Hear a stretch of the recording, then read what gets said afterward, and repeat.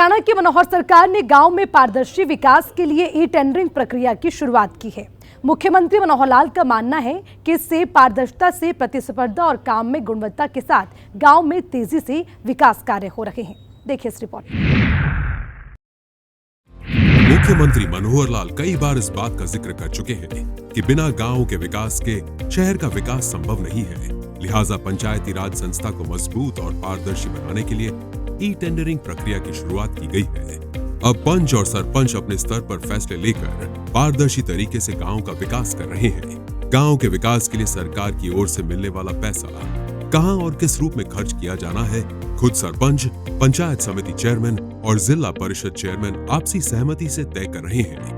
केंद्र सरकार के काम केंद्र सरकार करती है, प्रदेश सरकार के काम प्रदेश सरकारें करती हैं, लेकिन अब जो हमारी स्थानीय सरकारें हैं, छोटी सरकारें जिनको हम कहते हैं, चाहे वो गांव की सरकार है, चाहे वो शहर की सरकार है, वो सरकारें भी अपने हिसाब से पूरा उनको बजट देते हैं। उनको पूरी छूट दे रखी है कि अपने हिसाब से जो उनके पास बजट है उसका काम जैसे चाहे वैसे करा सकते हैं।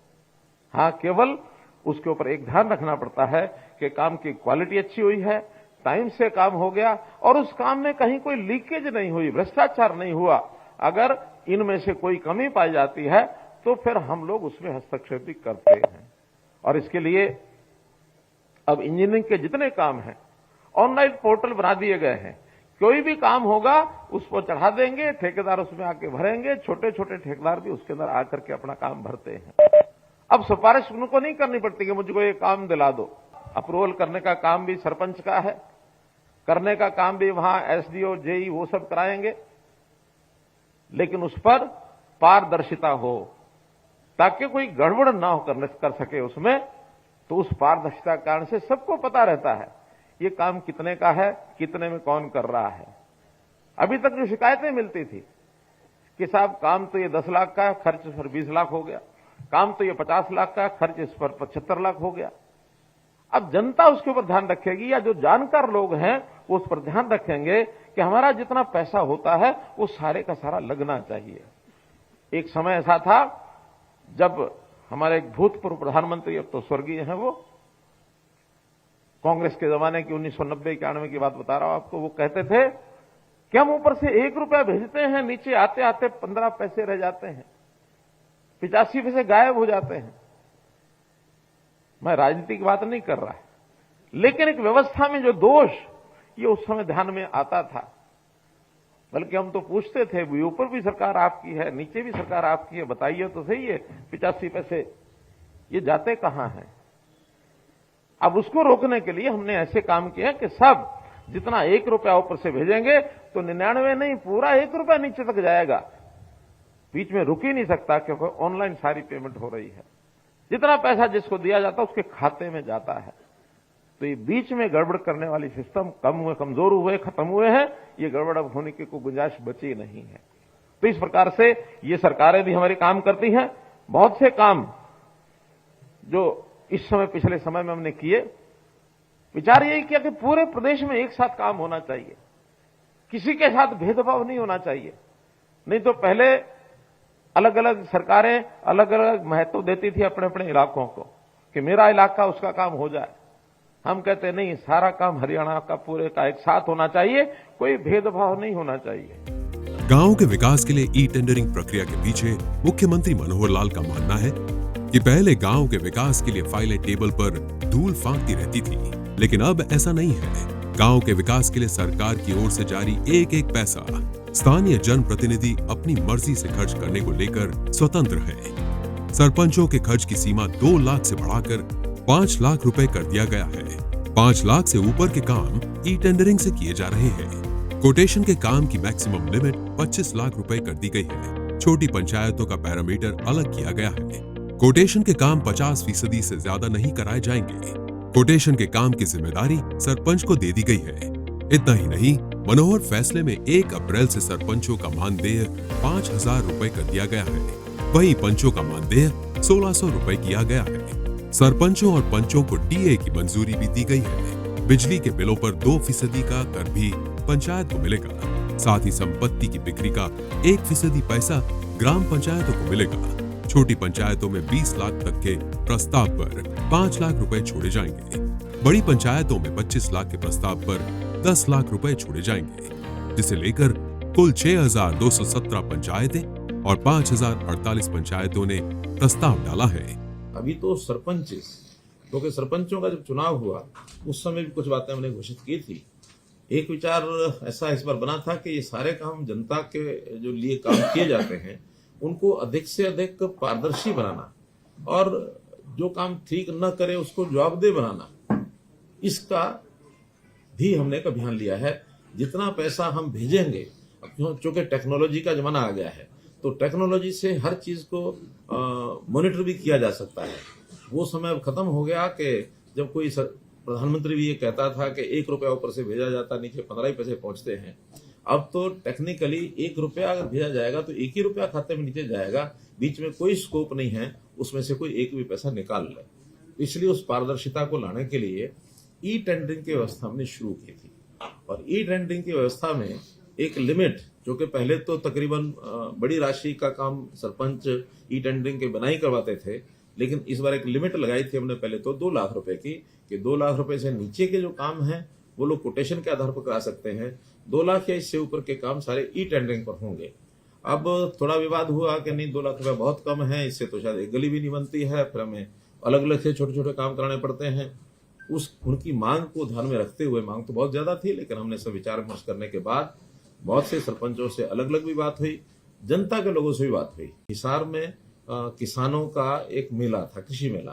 कृषि मेला में लगभग 10,000 से ऊपर संख्या थी जहां मेरा संबोधन हुआ, और मैंने खुल करके पूछा, मैंने कहा ये ई टेंडरिंग के विषय में हमको जो हमारा स्टैंड है ठीक है कि नहीं है।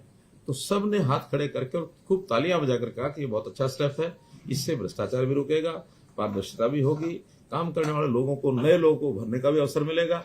वरना तो वही फिर अपने अपने लोग और घूम घाम के उन्हीं को काम मिलता, वही करते हैं, दूसरे नए आदमी को आने का अवसर मिलता नहीं है। तो ई टेंडरिंग के कई फायदे हमारे हैं।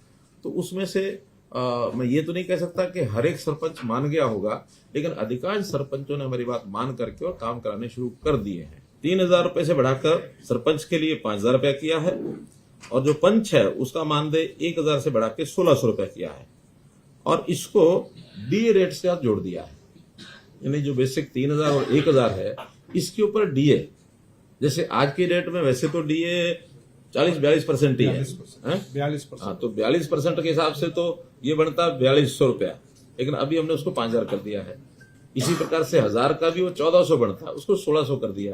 तो ये डीए बढ़ते बढ़ते 60% से जब ऊपर हो जाएगा, तब उनका उस डीए के हिसाब से जो उचित होगा वो फिर 5,000 से भी ऊपर वो जा सकते हैं सरपंच, और ये 1,600 रुपए से भी ऊपर जा सकते हैं। As per calculation of DA ये इनके रेट हर 6 महीने के हिसाब से वो बढ़ते जाएंगे। कार्यकाल कभी किसी का कितना ही हो, लेकिन अभी जो बेसिक 2016 के रेट से ये बढ़ेगा।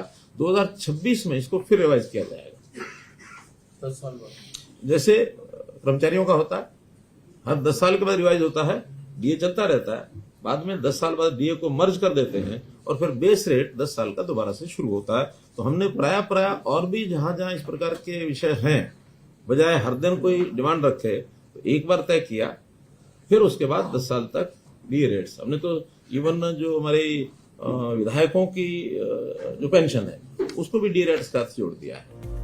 ई टेंडरिंग को लेकर कुछ लोगों की ओर से कई तरह की भ्रांतियां भी फैलाई, लेकिन मुख्यमंत्री मनोहर लाल कई बार इसको साफ कर चुके हैं कि ई टेंडरिंग प्रक्रिया से उन्हें ही तकलीफ है जिनके मन में खोट है। जो भी सरपंच गांव का विकास करना चाहते हैं, उन्हें इस बात का अच्छे से पता है कि ई टेंडरिंग ग्रामीण और सरपंचों दोनों के हित में है। जो हमारी बातचीत तो सारे प्रतिनिधिमंडल से हुई है, उन्होंने उसको स्वीकार किया कि जो भी कोटेशन का काम होगा, लिमिट चाहे कुछ भी होगी, लेकिन उसका ऑडिट ये जरूर होगा। और ऑडिट का सिस्टम भी अब जिसको कहना चाहिए कि ऑनलाइन प्रणाली से ही होगा। ऑनलाइन प्रणाली से ही उसके जो एस्टीमेट हैं वो तैयार किए जाएंगे, ऑनलाइन उसकी एमबी भरनी होगी, बिल भी अपलोड होंगे, भुगतान जो है वो भी एक कॉमन पोर्टल से होगा। विषय आएगा रेट का। रेट्स 2 प्रकार के ये प्रचलित हैं। एक है HSR rates, Haryana scheduled rates, दूसरे हैं डीसी रेट्स। लोकल लेवल पर डीसी रेट शायद इसीलिए बनाए गए हैं कि हर जिले में इस प्रकार की चीजों के रेट थोड़ा डिफर करते हैं, चाहे रेत का रेट है, चाहे ईंटों का रेट है, चाहे मानो टाइल्स का रेट है, क्योंकि जो बल्कि मटेरियल होता है उस रेट को वहां के लोकल परिस्थिति के हिसाब से रखना पड़ता है, उसका फ्रेट कितना लगता है, कितनी दूर से लाना पड़ता है, इसलिए एक ही रेट नहीं रखा जा सकता। जहां ईंटें बनती हैं वहां थोड़ी सस्ती मिलेंगी, जहां ईंटें बनती ही नहीं है, दूर से आती हैं, तो स्वाभाविक है ईंट के रेट से एक बहुत बड़ा प्रतिशत उसका फ्रेट में जाएगा। यही स्थिति मिट्टी की, रेत की, इंटरलॉकिंग टाइल्स की, कभी कभी मजदूरी भी अलग अलग होती है। कुछ स्थानों पर मजदूरी सस्ती होती है, कहीं कहीं एनसीआर एरिया में मजदूर महंगा मिलता है, तो उन रेट्स का थोड़ा डिफरेंस ये हमेशा रहता रहा है। इसमें अब उनकी मांग क्या थी कि इन रेट्स को रियल लेवल पर लाया जाए जो मार्केट रेट है। हमने निर्णय करके उनको बता दिया है कि कुछ आइटम्स, खास करके जैसे इंटरलॉकिंग आइटम्स हैं या ईंटें हैं, जो एक स्टैंडर्ड कुछ तय किया जा सकता है उसका, इसका रेट कॉन्ट्रैक्ट करेंगे हर जिले का। उस रेट से सस्ता कोई लेना चाहे लेके लगा सकता है, क्वालिटी जो तय होगी, उसका पैरामीटर तय होगा, वही ली जाएगी। लेकिन अगर कोई व्यक्ति किसी व्यक्ति से कुछ नेगोशिएशन करके सस्ता भी लेना चाहता तो ले सकता है, लेकिन मैक्सिमम रेट वही होगा जो रेट कॉन्ट्रैक्ट होगा। रेट कॉन्ट्रैक्ट में जो पार्टीज टेंडर करेंगी, जो उसमें पार्टिसिपेट करेंगी और रेट मैचिंग जो करेंगी L1 को, उनको सबको सप्लाई करने का अवसर दिया जाएगा। किसी से भी मटेरियल जो है वो लिया जा सकता है। ई टेंडरिंग प्रक्रिया को लागू हुए कई महीने बीत चुके हैं और अब विरोध करने वाले सरपंच भी सरकार के साथ खड़े हैं और पूरी निष्पक्षता के साथ गांव के विकास में जुटे हैं। ब्यूरो रिपोर्ट, सूर्या समाचार।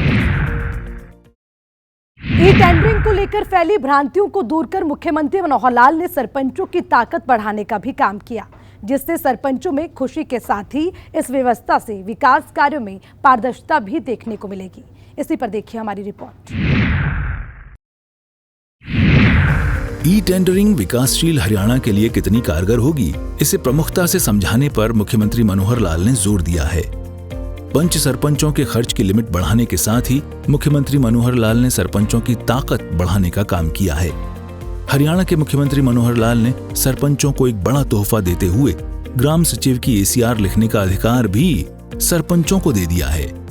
मुख्यमंत्री मनोहर लाल का मानना है कि विपक्ष ई टेंडरिंग को लेकर केवल भ्रांतियां फैला रहा है, जबकि इस व्यवस्था से कामों में पारदर्शिता आएगी। कुछ बातें ऐसी हैं, हमारे जो विपक्षी दल हैं, खास करके कांग्रेस की बात करूंगा, ये लोग, हमने भ्रष्टाचार को दूर करने के लिए कितने तरह की मुहिम चलाई है। उस मुहिम को चलाते हुए ताकि भ्रष्टाचार बर्दाश्त नहीं करेंगे, मैंने घोषणा की है कि भ्रष्टाचार का काल मनोहर लाल, इस घोषणा के साथ आगे बढ़ाओ मित्रों में। चाहे वो परिवार पहचान पत्र के माध्यम से, चाहे दुनिया भर के हमने सारे पोर्टल बनाए हैं और ये क्या कहते हैं, हम आएंगे तो परिवार पहचान पत्र को समाप्त कर देंगे, हम आएंगे तो ये जितने भी पोर्टल हैं इनको हम समाप्त कर देंगे। अरे इतना पारदर्शी तरीके से हमने काम किए हैं, अब कोई भ्रष्टाचार कर नहीं सकता। हाँ, इनके साथ लगे हुए उस समय के लोग जो भ्रष्टाचार करते थे, धौड़ कपड़ी जिनको मैं कहता हूं, दलाल जगह जगह इनके साथ घूमते थे, लोगों को लेके जाते थे चंडीगढ़, आओ तुम्हारा काम करा के लाएंगे, किसी से 2000 निकाल लिया, किसी से 5000 निकाल लिया, जेब से पैसे निकालते थे। अब वो सारे बेरोजगार हो गए हैं और ये कहते हैं बेरोजगारी बढ़ गई है। मैंने कैसे बढ़ी है कि हमारे सारे लोग बेरोजगार हो गए और उससे बेरोजगारी बढ़ गई। भाई उनको वो रोजगार तो मिलेगा नहीं जो पहले था। लाइन में लग करके गाय का भैंस का लोन लेना हो तो ले ले, अपना कमाई करें, खा ले, परिवार बाढ़ ले। अब उस रोजगार में नहीं जाने देंगे इनको जिसमें पहले गए थे। इसलिए ये बहुत लोगों को बहकाते हैं, बहुत प्रेशर बनाते हैं, ग्रुपों को खड़ा कर लेंगे कि भाई आओ धरना दे दो। धरना देने वाले किसी बात के ऊपर इनके उकसावे में आ जाते हैं। अब ग्राम विकास की योजनाएं हमने बनाई, सारी पारदर्शी बना रहे हैं कि भाई कोई ठेकेदार है ई टेंडरिंग करके छोटा बड़ा काम कोई करा ले। इसमें भी विरोध शुरू करा दिया कि ई टेंडर करेंगे तो फिर इनके धंधे कैसे चलेंगे, ई टेंडर में धंधे तो चल नहीं सकते। कुछ सरपंच अच्छे हैं, उन्होंने काम करने शुरू कर दिए। आज की डेट में मैंने ताजा जानकारी ली है, 1650 काम ऐसे जो अच्छे सरपंच हैं उन्होंने अपने काम कराने शुरू कर दिए गांव के अंदर।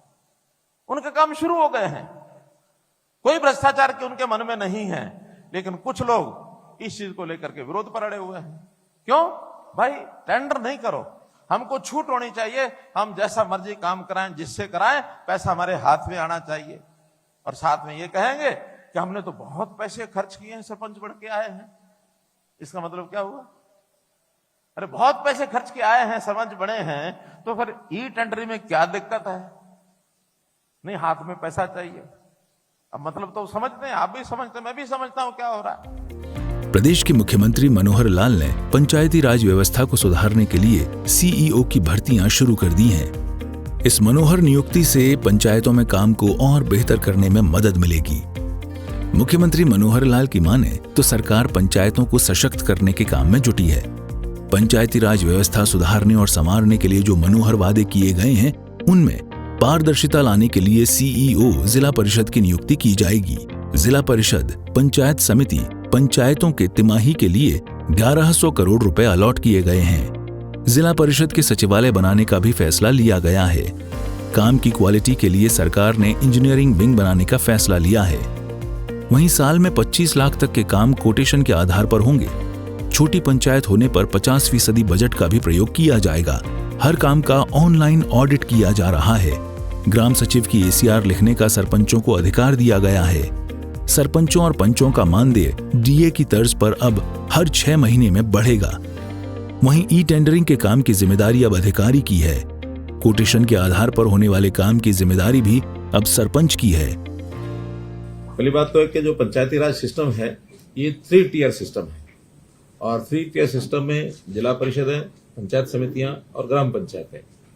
कहीं एक मैसेज ये जाता है कि पंचायती राज में केवल पंचायतें ही आती हैं और पंचायतों में भी केवल सरपंच राज जो होता है वही होता है। तो पहली बात तो ये 3 टियर है। दूसरा, ये सरपंच राज के बजाय पंचायती राज, इस पर चलने का एक सिस्टम, क्योंकि हम इनको अधिक से अधिक ताकतें नीचे ग्राउंड लेवल पर दें, उसके लिए पिछले कुछ सालों से लगातार प्रयत्न कर रहे हैं। जैसा इंटर डिस्ट्रिक्ट काउंसिल के माध्यम से, जिला परिषद के सीओज की माध्यम से, सीओज की नियुक्ति भी हमने आकर की थी, पहले कोई सीओज की नियुक्ति नहीं होती थी, अब सीओज को भी लगाया गया है। और जिला परिषदों को, उनको अलग से इंजीनियरिंग डिपार्टमेंट भी उनके लिए खड़ा किया जा रहा है, उनकी कैपेसिटी बिल्डिंग भी कराई जा रही है। सबसे पहले तो इसमें हमने पिछले दिनों में सीओज और जिला परिषद के चेयरमैन, इनकी बुला करके दिन भर एक मीटिंग की थी और उसमें कुछ बातें और हमने आगे बढ़ाई है। और उसमें जो चीज दोनों बार सरपंचों के साथ और जिला परिषद के साथ जो लागू होती हैं, कुछ तो वो बता रहा हूं मैं, और कुछ जो है अलग अलग से भी इनका उल्लेख करूंगा।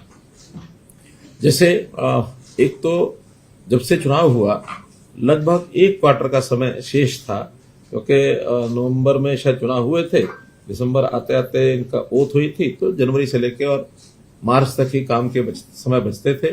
फिर भी हमने जो एसएफसी का लास्ट क्वार्टर का पैसा है, उससे भी ज्यादा पैसा, कुल 1100 करोड़ रुपया इनको एलोकेट किया था तीनों को, जिसमें जिला परिषदों का 110 करोड़ रुपए था और पंचायत समिति का 165 करोड़ रुपया और पंचायतों का 850 करोड़ रुपया। तो ऐसा ये 1100 करोड़ रुपए की राशि हमने भेजी थी। इस राशि को एसएनए अकाउंट, उसके अंदर जमा कराया गया था। एसएनए अकाउंट एक ज्वाइंट अकाउंट होता है और उस ज्वाइंट अकाउंट में से ही और ये लोग अपने अपने काम के हिसाब से उसमें से पैसा ये निकाल सकते हैं। जो काम हो जाएंगे या जिनके टेंडर हो जाएंगे, उसका पैसा उसमें रिजर्व हो जाता है। और उसमें जिला परिषदों को हमने कई जो उस दिन निर्णय किए हैं, पहला तो हर जिला परिषद का अलग से अपना कार्यालय होगा, 22 के 22। अभी कहीं एडीसी कार्यालय में बैठते थे, कभी डीसी कार्यालय में 2 कमरे होते थे, कहीं कहीं कोई किराया पर लेकर रखते थे, लेकिन हमने हर एक जिला परिषद का अलग से कार्यालय हो।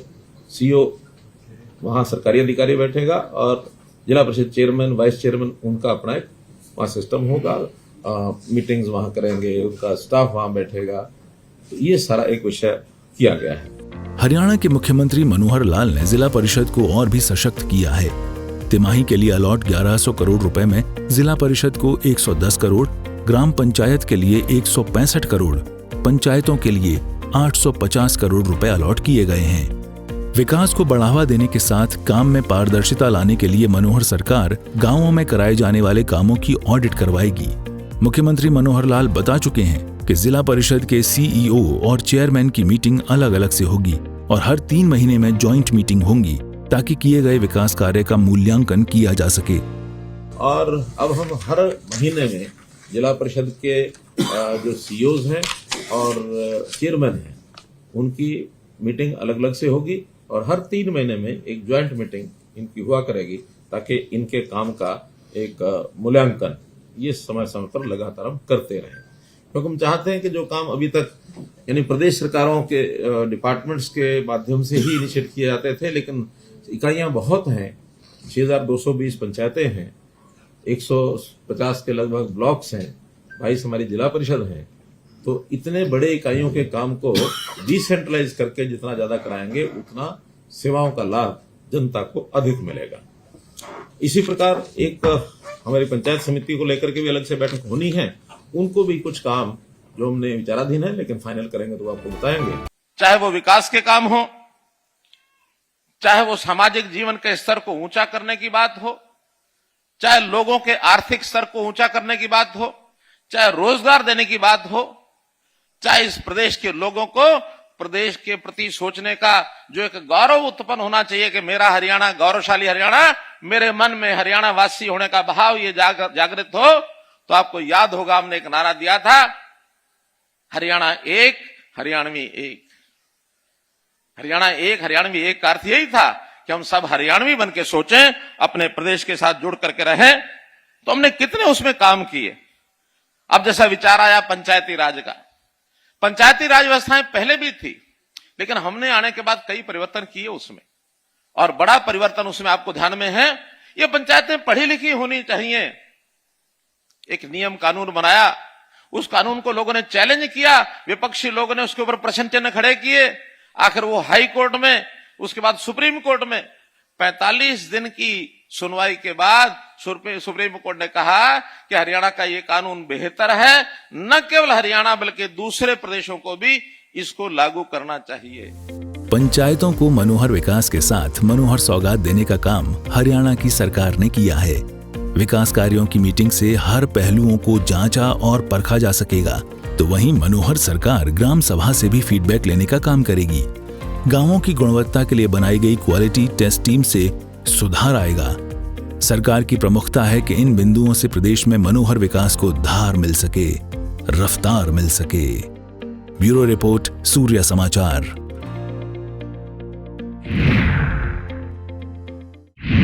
विकास कार्यों में आने वाली समस्याओं का समाधान किए जाने को लेकर प्रदेश सरकार तत्पर है। पंचायतों में मनोहर काम के लिए सरकार सजग है। हरियाणा सरकार का मानना है कि पहले कई ऐसी शिकायतें आती थीं कि सरकार की ओर से पैसा भेज दिया जाता था, लेकिन वो कहां और किस रूप में खर्च हो रहा है इसका कोई लेखा जोखा किसी के पास नहीं होता था, जिसका असर गांव के विकास पर पड़ना स्वाभाविक था। लेकिन सरकार के इस कदम से अब ना सिर्फ काम में पारदर्शिता आएगी, बल्कि नए लोगों को भी काम का मौका मिलेगा। मनोहर लाल का ये मानना है कि सरकार का ये कदम पंचायती राज संस्था को मजबूत बनाने के लिए है।